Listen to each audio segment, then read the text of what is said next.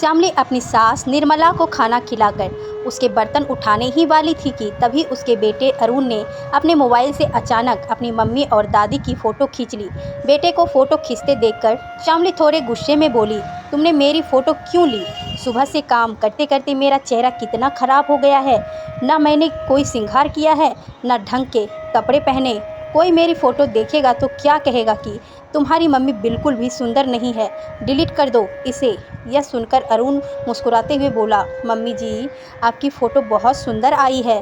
सच कहूँ तो आप इतनी खूबसूरत हैं कि आपको श्रृंगार की ज़रूरत नहीं है। आपकी सेवा, मेहनत और त्याग की भावना जैसे बहुमूल्य आभूषण ने आपके सौंदर्य को और भी निखार दिया है। आज के ज़माने में कौन है जो निस्वार्थ भाव से अपने परिजनों की सेवा करता है? अब तो बहू सास के पास 2 घड़ी बैठने की बजाय पूरा दिन मोबाइल चलाने में और आराम करने में व्यस्त रहती है। मम्मी, आप ऐसे ही रहना, कभी बदलना मत। आप जब दादी की सेवा करती हैं, हमें अच्छी अच्छी कहानियाँ सुनाकर पढ़ने के लिए प्रेरित करती हैं, तब मन को बड़ा सुकून मिलता है। बेटे की बात सुनकर श्यामली की आंखें भर आई थी। वह अपनी सास का बहुत आदर सम्मान करती थी। जब से उसकी शादी हुई थी, उसकी सास उसके पास ही रहती थी। परंतु कुछ समय पहले जब उसके देवर अनुज की शादी अनीता से हुई, तब शादी के कुछ समय बाद ही शहर में नौकरी करने के कारण अनुज अनीता को लेकर अलग मकान में रहने लगा था। उस वक्त अनीता अपनी सास निर्मला को यह कहकर अपने साथ ले गई थी कि आप मेरे साथ चलो, मैं वहाँ पर आपकी बहुत सेवा करूँगी।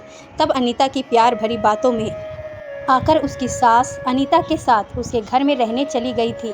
वहाँ जाने के बाद उसकी सास को एहसास हुआ उसने छोटी बहू के पास आकर बहुत बड़ी गलती कर दी, क्योंकि अनीता 10 बजे से पहले सोकर नहीं उठती थी। तब यह सोच कर कि कहीं बेटा भूखा ही ऑफिस ना चला जाए, जल्दी से घर में सफाई करके उसकी सास रसोई में खाना बनाने में जुट जाती थी। शाम के समय जब खाना बनाने का वक्त होता, तब वह बीमारी का बहाना लेकर खाना बनाने से इनकार कर देती थी। तब बहू की चालाकी से अनजान मजबूरी में वह शाम का खाना भी बना देती थी। एक दिन उसकी सास जब शाम के समय खाना बना रही थी, तभी अनीता की मम्मी पापा उससे मिलने आ गए थे।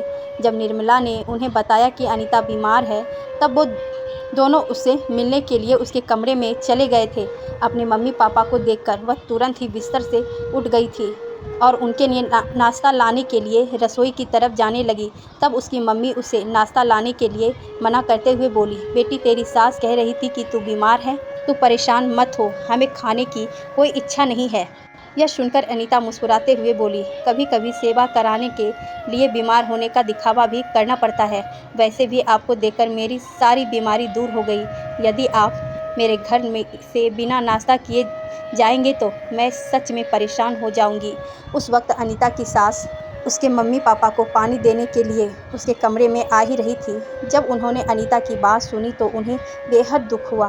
कहीं अनीता को पता ना चले जाए कि उसकी सच्चाई उन्हें पता चल गई है। यह सोचकर वो तुरंत पानी के गिलास लेकर रसोई में चली गई थी और गिलास रसोई में रखकर आंगन में जाकर बैठ गई थी। संजोग से उसी वक्त उनका पोता अरुण भी उनसे मिलने चला आया था। जब उसने अपनी दादी का दुखी चेहरा देखकर उनके दुख का कारण पूछा, तब निर्मला अपने दुख छुपाते हुए मुस्कुराते हुए बोली, बेटा, मुझे यहाँ कोई दुख नहीं है। आज तेरी मम्मी की याद आ गई, इसीलिए मन दुखी है। दादी की बात सुनकर अनु समझ गया था कि वो अपने दुख को छिपाने का दिखावा कर रही। जरूर चाची ने कोई बात कह दी होगी, कारण वो दुखी है।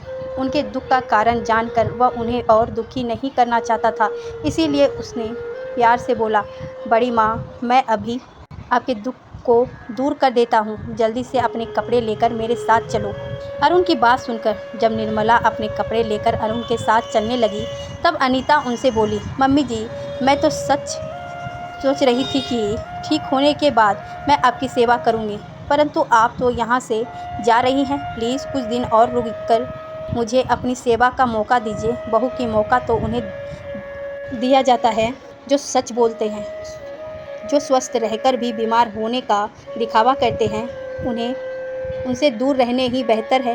मुझे देखकर तू बीमार हो गई और मम्मी जी पापा को देखकर तेरी बीमारी दूर हो गई।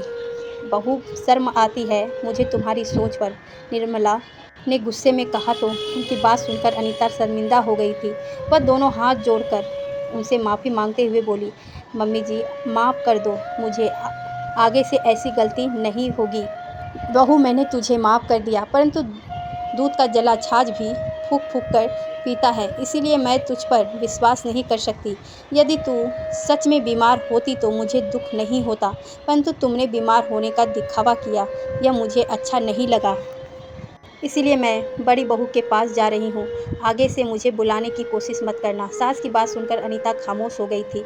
मम्मी जी फ़ोटो खिंचवाते हुए किसकी याद में खो गई। जैसे ही अरुण ने श्यामली अतीत से बाहर आकर हंसते हुए सास के गले लगते हुए बोली, बस बस ज़्यादा तारीफ मत करो मेरी, चलो हम दोनों की एक और अच्छी सी फ़ोटो खींच। किसी की भावनाओं को आहत करने का मेरा कोई उद्देश्य नहीं है, बस आजकल अपने समाज में होने वाली कुछ घटनाओं को मैंने ब्लॉग के रूप में दिया। दुख होता है जब बहू अपने सास ससुर की सेवा करने की बजाय उनसे सेवा करवाने के लिए बीमार होने का दिखावा करती है, परंतु अपने माता पिता के लिए उनकी सेवा में जुट जाती हैं। यह दिखावा गलत है, क्योंकि सास ससुर भी तो माता पिता के समान ही होते हैं, जो उन्हें घर और वर दोनों निस्वार्थ भाव से सौंप देते हैं।